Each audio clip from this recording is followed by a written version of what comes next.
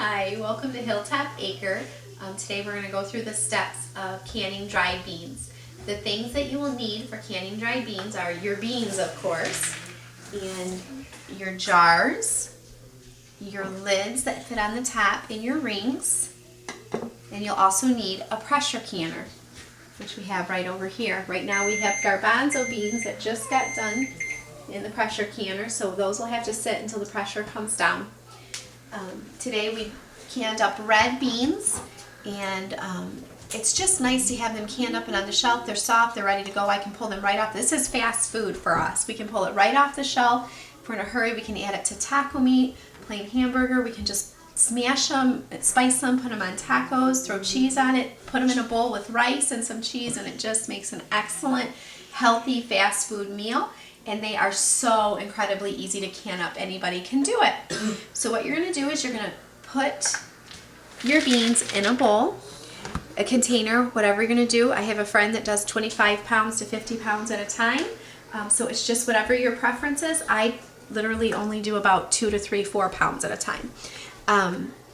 You're going to take your beans and we're going to cover them with water.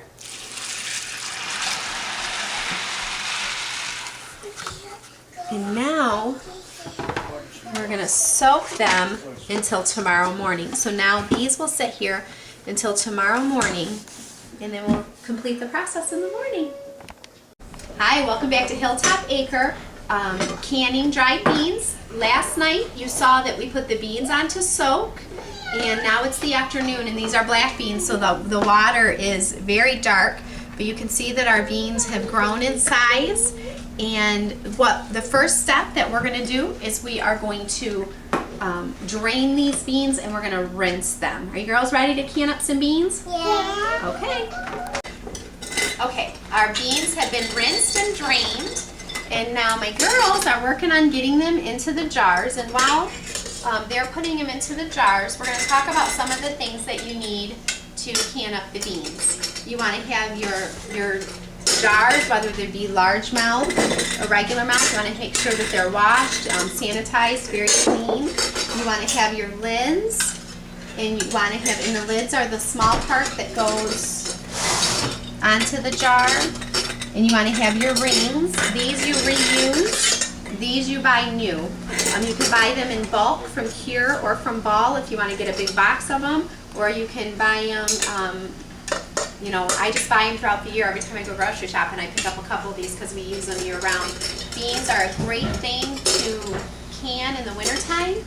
You kind of have a break from the harvest and from the busy summer season, and this is something to stock up on during the off canning season. Things like this. We have a big pot of chili that's going that we'll be canning up tomorrow. Those kind of things, your meats, those kind of things are really good to can up in the wintertime. You have a little bit more time. So we are going to come over here to the stove. We've got one jar that's complete, and I'm going to show you what we do with the second step. Okay, while my son and the girls are working on putting all the beans into the jars, I'm going to show you how to add the liquid. We just fill the jars just right to about here, because these are going to expand quite a bit, so you don't want to go all the way to the top because then your seal won't happen. So then you take your water and you want to fill it up till it's about right there, till about the bottom of the lip or so. And you don't want your water to get too high up either, because then your jar won't seal. So you see here where I've gotten it right up to about here. And then what I'm doing is I'm taking a wooden spatula or wooden stick, wooden dowel, something, and I'm going around the outside of the jar. And the reason that I'm doing that is I'm getting all the air bubbles out that might hide in there. Now it actually can handle just a little bit more liquid. And this is just hot water. I just have boiling water going, and I'm adding the boiling water. It doesn't have to be boiling water. It can be as hot as your tap can do. You don't want to use a metal knife to go around, because that can scratch the inside of your jar, and when you're dealing with a pressure canner, it's just a little bit more finicky than a water bath, and so you could end up breaking your jar in the process, and you don't want to do that. So my next step is always wipe off the top and the rim. If there's any food or anything like that stuck on there, that's going to stop your food, your jar from sealing, and then you're going to have ruined a lid and a ring. So so after I do that, I'm going to, yeah, here you go. I'm just going to put my lid on, and you can see that's what seals it right there, and you want to make sure that fits your lip. With a lot of older jars, these are a thicker lip, and that doesn't fit, and you won't get a seal. You want to make sure that you're not using an older jar. You want to make sure your lid is compatible with your jar. We've done that lots of times. And you're going to put your ring on, and you screw it down. This is very hot. You want to screw that down there. And then this is a jar lifter.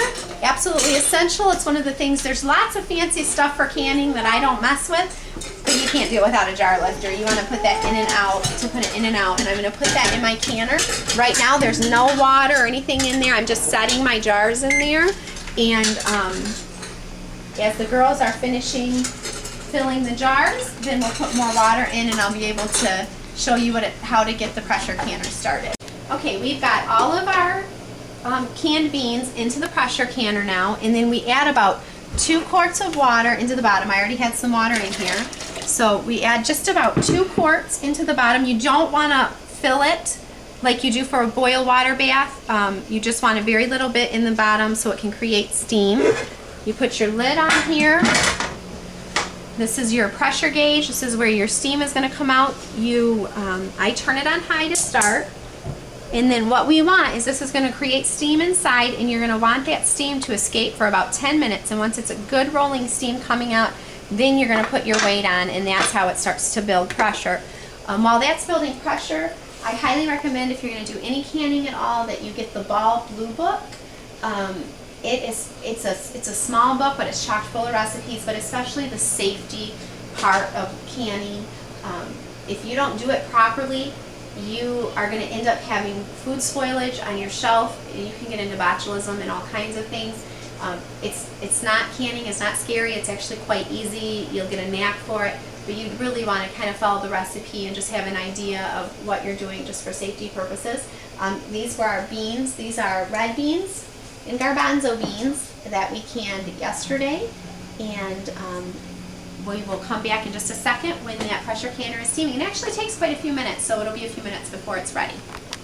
Okay, so now it's steaming really nice. It's been steaming for close to 10 minutes.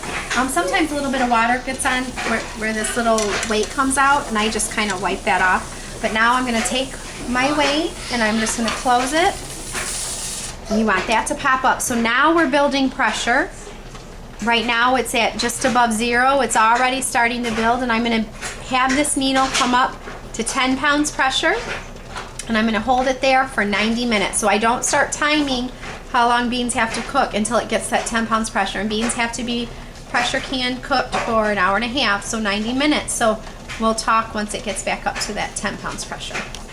One of the challenges of canning up dried beans, it just has a little bit of a hard time maintaining pressure. And so it wants to hover, between 10 and 15 pounds pressure. So when it does that, you want to watch that and just turn your heat down so that pressure can start to come down. And that's the only thing, because you have to watch it for like an hour and a half. So there's other things you can put in the pressure canner and be busy doing other things. But when we have beans in the canned beans, not dried beans, when we have canned beans in the pressure canner, we always kind of have someone in the kitchen just kind of peeking over at the pressure so we can adjust the temperature hotter or colder as we need. All right, now that the pressure is down to 0, let's take off the lid. Then using the jar lifter, lift each jar out of the canner and put it on a surface, a towel. The towel is better, that way the jars do not break.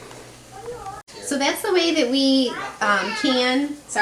dried beans. Of course, a teenager is very helpful, but not essential. Thank you.